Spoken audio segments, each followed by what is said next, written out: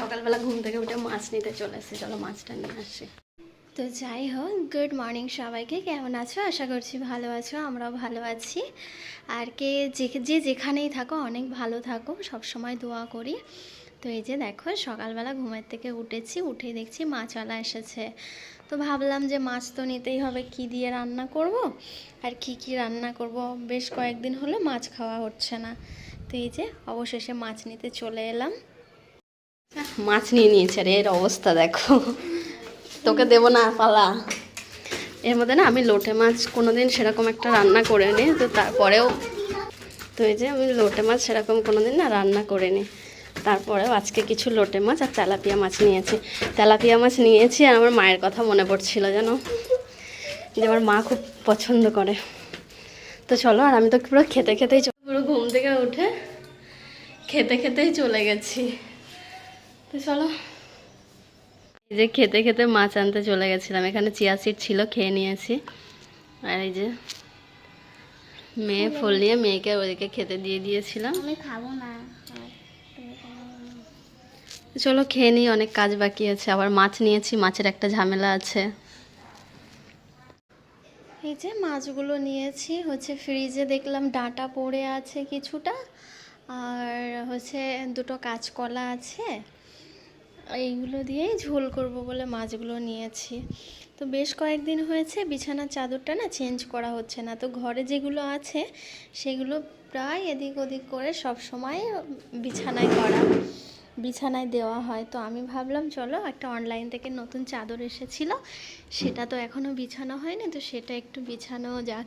আর দেখবে ঘরেতে না নতুন চাদর বিছালে বা ঘরের কোনো জিনিস নতুন আনলে, সেটা যদি হয় শখে, আবার যদি হয় সংসারের, তো বেশ ভালো লাগে। আমার তো অনেক ভালো লাগে। তো চাদরটা বিছিয়ে আমার যে এত ভালো লাগছিল, পুরো বিছানা হয়নি তারপরেও না আমার অনেক ভালো লাগছিল। তারপরে মনে হয় ঘরটা পুরো নতুন লাগছিল, ঘরের মধ্যে ঢুকলে একটা আলাদা শান্তি, আলাদা একটা ভালো লাগা ছিল। তো কমেন্ট করো তো চাদরটা কেমন হয়েছে। আমার তো বেশ পছন্দ হয়েছিল, তাই জন্যই আমি অর্ডার করে দিয়েছিলাম। তো এই যে চাদর বিছাতে গেলেও তো তার পিছনে তো অনেকটা খাটতে হবে, এদিকে ওদিকে। চাদর দেখো বিছাতে কত সুন্দর লাগছে। আর মেয়ে ওদিকে খেলা করছে, এখন তো এক্সাম নেই কিছু, ওই জন্য খেলা করছে। আর আগের থেকে ঘরটা কি একটু চেঞ্জ হয়েছে? তোমাদের কি মনে হচ্ছে যে হ্যাঁ ঘরটা একটু পাল্টেছে? আমার কিন্তু বেশ অনেকটাই মনে হচ্ছে। না, যতটুকু হয়েছে ততটুকু না, তার থেকে বেশ কিছুটা বাকি আছে এখনও। আমি ভেবেছিলাম না ঘরে একটু কার্পেট বিছাবো, আমার ভালো লাগে, ঘর সংসার সাজাতে খুবই ভালো লাগে, গোছাতে খুবই পছন্দ হয়। তো দেখো এই যে বালিশের কভারগুলো, আমার বালিশগুলো একটু ছোট, কভারগুলো কিন্তু ভীষণ বড় বড়। ওই যে হয় না নতুন বিয়ে হলে যে কভারগুলো দেয় না, বালিশগুলো যে দেয় না, অনেক বড় বড় বালিশ, সেরকমটাই কিন্তু মানে বড় বড় বালিশের কভারগুলো দিয়েছিল। আর আমার মেয়ের তো বেশ মনটা খারাপ হয়ে গেছিলো, কেন জানো? এই যে ওর বালিশে ও বলছে যে তোমার বালিশে দুটো বালিশে কভার দিয়েছে, আর আমারটাই কেন দেয়নি, আমি কি করেছি? আমি বলছি তুমি কিছু করনি, আমি যখন ঘুমাবো তুমি ছোটোটা রেখে ওই পাশে যে বড়টা থাকবে সেটাতেই ঘুমাবে। আমি তাকে তো এরকম করেই কিছুটা বোঝালাম, কারণ সে ভীষণ রাগ করছিল। তো দেখো বিছানাটা কত সুন্দর লাগছে না? আমার তো বিছানার প্রতিই মন পড়ে আছে। আমি যে বিছানাটা গুছিয়ে কতবার শান্তি করে ঘরটা দেখতে এসেছি, রান্না করছি, ঘর দেখতে এসেছি। সত্যি যদি পছন্দের কিছু হয় না, বারবার ইচ্ছা করে দেখতে। আর অপছন্দের যদি কিছু হয়, সেটা যদি বারবার চোখের সামনেও চলে আসে না, একদমই দেখতে ভালো লাগে না। আমার তো এটাই মনে হয়। তো এই যে ঝাড়ুটা দিতে এমন কিন্তু নোংরা হয় না ঘরে।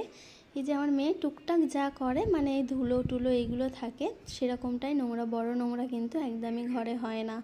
আর এই যে এই ঘরটায় তো এখনও খাট নেওয়া হয়নি, গদি আছে। ভাবছি কি একটা খাট নেব, ওই ঘরের জন্য একটা খাট নেব, আর ওই ঘরের খাটটা এই ঘরেই দিয়ে দেবো, এরকমটাই ভেবেছি। দেখা যাক কবে হয়। ইচ্ছা থাকলে উপায় তো অবশ্যই হবে, তো আমার ইচ্ছাটাই আছে। আর মেয়ে এদিকে পড়ছে। তো চলো, আরও তো কাজ আছে, এটা করে নিই। তো এই যে মাছগুলো পুরো কেটে নিয়েছি, কারণ অনেক বড় বড় ছিল, সেই জন্য। আজকে যখন মাছগুলো নিচ্ছিলাম তখন অনেকটা মিস করছিলাম আমার মাকে, কারণ আমার মা না তেলাপিয়া কালিয়া মাছ খেতে খুবই পছন্দ করে। তো সেই জন্য এই যে মাছগুলো পুরো কেটে কেটে পিস করে নিয়েছি। আমার মাছ কাটতে ঠিক একটা অতটা ভালো লাগে না। এই যে এদিকে লোটে মাছ নিয়েছি, এটা কিন্তু আমি এখনো কোনোদিন ভালো করে রান্না করিনি। তো আজকে করবো না, পরে করবো। তো চলো, এই যে কাটাকুটি হয়ে গেছে মাছগুলো, ধুয়ে নেবো।